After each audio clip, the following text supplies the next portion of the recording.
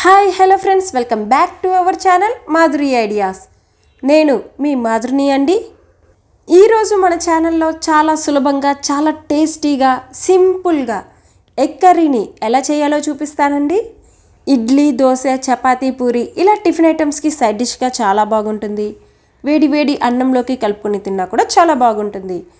ఉదయాన్నే త్వరగా lunch box prepare చేయాలనుకునేవారు ఈ రెసిపీని ట్రై చేయండి. అలాగే మీకు టైం అనేది కూడా సేవ్ అవుతుంది.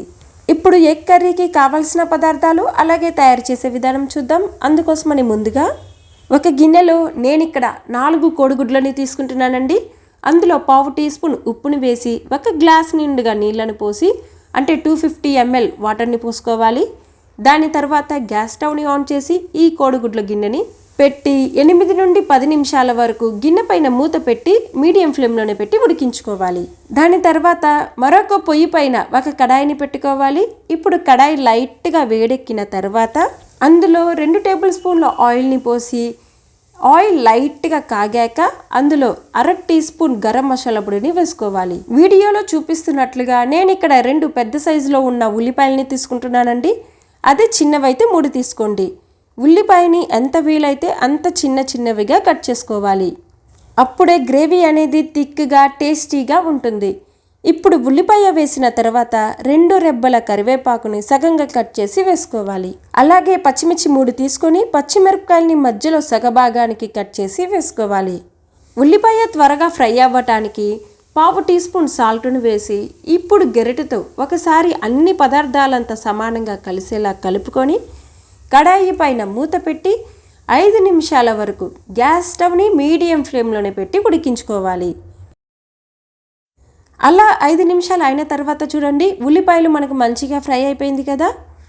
ఇప్పుడు ఇందులో ఒక పెద్ద సైజుగా ఉన్న టమోటాని తీసుకుంటున్నానండి. అదే చిన్నవిగా ఉంటే 2 తీసుకోండి. టమోటాలని ఇలా చిన్న ముక్కలుగా కట్ చేసి కడాయిలోకి వేసుకోవాలి. మనకి బయట మార్కెట్లో టమాటో రేట్ అనేది చాలా పెరిగిపోయిందండి. KG 200 rupees. టమాటో వాడాలంటేనే చాలా భయం వేస్తుంది ఆ రేట్లు చూసి. ఏం చేస్తాం, మన వ్యూవర్స్ కోసమే కదా నేను చేసే ప్రతి రెసిపీ కూడా. అయితే కొంచెం హ్యాపీగానే ఉంటుంది. సరే, ఇప్పుడు వీడియోలోకి వెళ్ళిపోదాం. దాని తర్వాత ఒక చిన్న మిక్సీ జార్ తీసుకొని 10 వెల్లుల్లి రెబ్బలు పై పొట్టు తీసి వేసుకోవాలి. చూడండి, వీడియోలో చూపిస్తున్న విధంగా అల్లం చిన్న ముక్కని తీసుకొని వీటికి పై తోలుని తీసి చిన్న ముక్కలుగా కట్ చేసి మిక్సీ జార్లోనికి వేసుకోవాలి. అలాగే కొంచెంగా కొత్తిమీరను కూడా వేసి వీటిని మెత్తగా పేస్ట్గా వచ్చేంత వరకు మిక్సీ పట్టుకోవాలి. ఇప్పుడు కడాయిలో టమాటాలు వేసిన తర్వాత మిక్సీ వేసుకున్న అల్లం వెల్లుల్లి పేస్ట్ని కూడా వేసుకుందాం. అందులో చిటికెడు పసుపు, రుచికి తగినంత సాల్ట్ని యాడ్ చేసుకోండి. నేను ఇక్కడ 1 టీ స్పూన్ వేసుకుంటున్నాను. మనం ముందుగా ఉల్లిపాయ ఫ్రై అవ్వటానికి 1/2 టీ స్పూన్ సాల్ట్ని వేసుకున్నాం కదా. దాని తర్వాత కారం 2 టీ స్పూన్లు,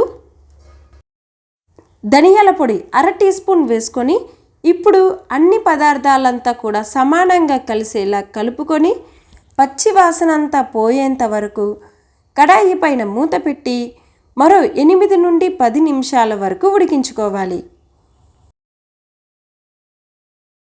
అలా 10 నిమిషాలు అయిన తర్వాత చూడండి, నూనె అంతా కూడా సపరేట్ అయిపోయింది కదా. అలాగే కర్రీ అనేది మనకి మంచిగా ఉడికిపోయింది.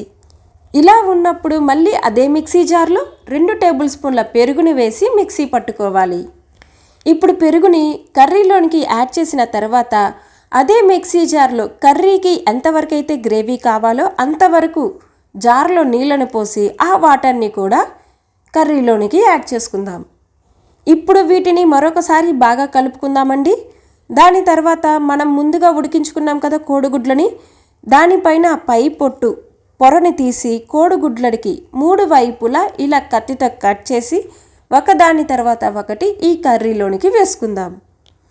మళ్ళీ మరొకసారి గరిటెతో బాగా కలిపి కడాయి పైన మూత పెట్టి 10 నిమిషాల వరకు గ్యాస్ స్టవ్ని లో ఫ్లేమ్లోనే పెట్టి ఉడికించుకోవాలి. చూడండి, 10 నిమిషాలు అయిన తర్వాత కర్రీ పర్ఫెక్ట్గా చాలా బాగా కుదిరింది కదా. ఆయిల్ అనేది కర్రీ పైన ఎలా తోలుతుందో ఇలా ఈ స్టేజ్లో ఉన్నప్పుడు సన్నగా తరిగిన కొత్తిమీరను కూడా వేసి మరొకసారి బాగా కలిపి 1 నిమిషం వరకు ఉంచి దాని తర్వాత గ్యాస్ స్టవ్ని ఆఫ్ చేసేయండి. ఇప్పుడు వీటిని ఒక సర్వింగ్ ప్లేట్లోనికి తీసుకోవడమే.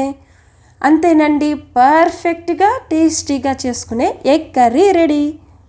మీరు కూడా మీ ఇంట్లో ట్రై చేసి మీకు ఎలా వచ్చిందో కామెంట్ సెక్షన్లో తెలియచేయండి.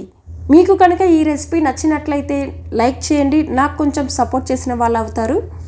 అలాగే మీ స్నేహితులకి మరియు బంధువులకి షేర్ చేయండి.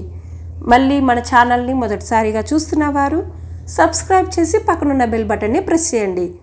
మళ్ళీ ఇలాంటి మరొక మంచి రెసిపీతో కలుసుకుందాం. అంతవరకు సెలవు. Bye bye.